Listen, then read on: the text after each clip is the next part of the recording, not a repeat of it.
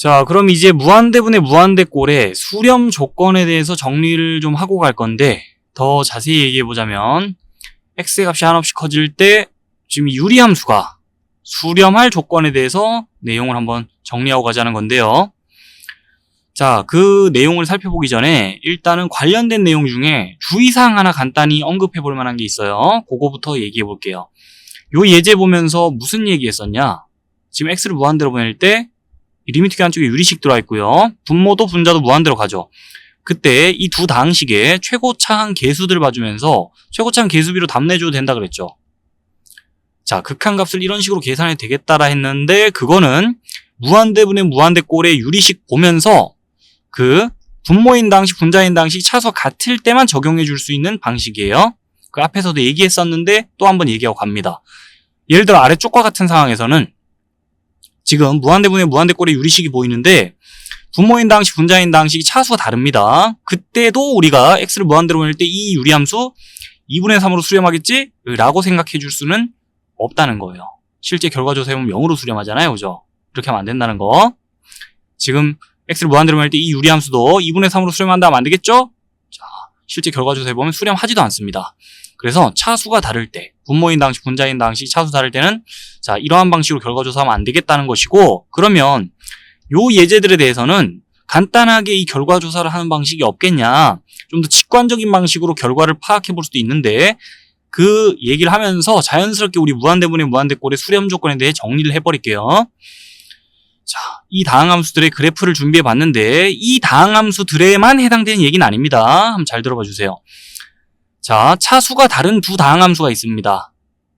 그때 x의 값이 좀 작을 때는요, 차수가 낮은 다항함수의 값이 차수가 높은 다항함수의 값보다 클 수도 있어요. 지금처럼. 근데 x의 값을 쭉 키우면서 x의 값이 충분히 커졌을 때를 생각하잖아요. 그럼 그때는요, 당연하게도 차수가 높은 다항함수의 값이 차수가 낮은 다항함수의 값보다 값이 클 수밖에 없겠고, 자, x값을 더 키워나간다 치면은 이 값의 격차도 벌어지게 됩니다. 지금 보는 거와 같이. 자, 이 폭이 계속 더 넓어지죠. 폭을 제대로 못 긋고 있는데, 어쨌든 요까지 듣고 요식 다시 봅시다. x를 무한대로 보낼 때 지금 분모 분자 쪽에 있는 수식이 전부 다 양의 무한대로 발산하면서, 자, 얘도 값이 한없이 커지죠. 그죠? 근데 x 값이 쭉 커진다 칠 때 분모에 있는 식의 값이 쭉쭉쭉 커진다면은 분자에 있는 식의 값은 덜 쭉쭉 커져요. 이 식과 이 식의 값이 커지는 속도가 다르다 이 말이에요. 자, 이 느낌을 이 화살표의 크기와 함께 좀 잘 잡아주세요. 수학 공부를 느낌으로 하면 안 되지만 느낌 이런 느낌이에요. 분모 쪽에 있는 식의 값은 x값이 한없이 커질 때 팍팍 커진다면은 상대적으로 분자 쪽에 있는 식의 값은 덜 팍팍 커지는 그런 느낌이라, x를 무한대로 보낼 때 이 분수식의 값이 어떻게 될까요? 이 분수식의 값에서 분모 쪽이 차지하는 비중이 점점 커지면서 이 분수식이 0으로 수렴할 거예요. 라고 정리해주면서 앞으로 무한대분의 무한대꼴의 유리식을 보잖아요. 그러면 분모 쪽에 있는 다항식이 분자 쪽에 있는 다항식보다 차수가 더 높네? 그러면 일단 그냥 식 보자마자 0으로 수렴하네라고 직관적으로 사고를 해줘도 무방하겠습니다. 결과를 파악하는 데는. 물론 이렇게 풀이 과정을 거쳐서 답을 낼 수 있어야겠지만요. 자, 아래쪽 볼게요. 아래쪽에는요, 요 리미트 안쪽에 식을 보면 분자 쪽에 있는 식이 이번엔 차수가 더 높습니다. 분모 쪽에 있는 식보다. 여기랑 반대죠.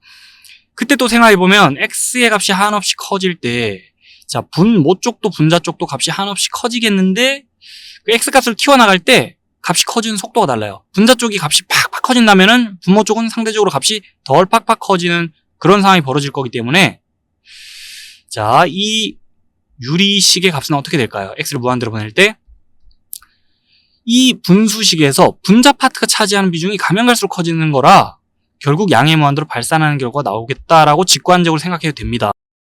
자, 그럼 이제 살펴보던 상황들에 대해서 정리를 좀 하고 넘어가야 되는데, 어떤 상황에 대해 살펴보고 있었죠? 리미트기 안쪽에 다항식분의 다항식 형태의 분수식이 위치해 있고 x를 무한대로 보낼 때 분모 분자 다 무한대로 가는 그런 형태에 대해 살펴보고 있었죠? 자, 그때 이 분모에 위치한 다항식, 분자에 위치한 다항식 두 다항식의 차수를 비교해 봤을 때요, 차수가 서로 같다면은 x를 무한대로 보낼 때 이 유리함수가 수렴합니다. 0 아닌 상수로 수렴하고요. 더 구체적으로는 최고차항 계수비로 수렴합니다. 자, 근데 만약에 다항식끼리 차수 비교했을 때 분모 쪽 다항식이 차수가 더 높다? 그런 경우에는 이 유리함수 x를 무한대로 보낼 때 0으로 수렴합니다. 0으로 수렴하는 경우랑 0 아닌 상수로 수렴하는 경우를 구분해서 봐주세요. 이 차수끼리 자 관계와 함께 결과를 잘 봐두세요. 그리고 이제 분자 쪽의 차수가 더 높다. 분모 쪽보다. 그런 경우에는 이 유리함수 x를 무한대로 보낼 때 발산합니다. 근데 발산할 때는 양의 무한대로 발산, 음의 무한대로 발산, 또 부호를 따져가면서 결과 표시를 하게 돼 있으니까요. 만약에 여기 마이너스 부호가 붙어 있으면은 음의 무한대로 발산할 수도 있거든요.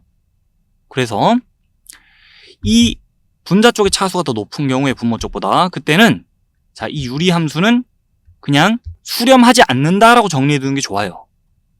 위에는 수렴하는 경우고 여긴 수렴하지 않는 경우고 여러분들이 잘 봐둬야 될 건 수렴하는 경우입니다. 왜냐? 여러분들이 문제를 풀면서 공부를 할 거기 때문에 아무래도 무한대분의 무한대꼴 관련해서 문제에서 자주 등장하는 사항은 수렴하는 사항이에요. 자, 요 상황들 위주로 잘 정리해 두고 세 케이스 모두 일단 살펴봤습니다.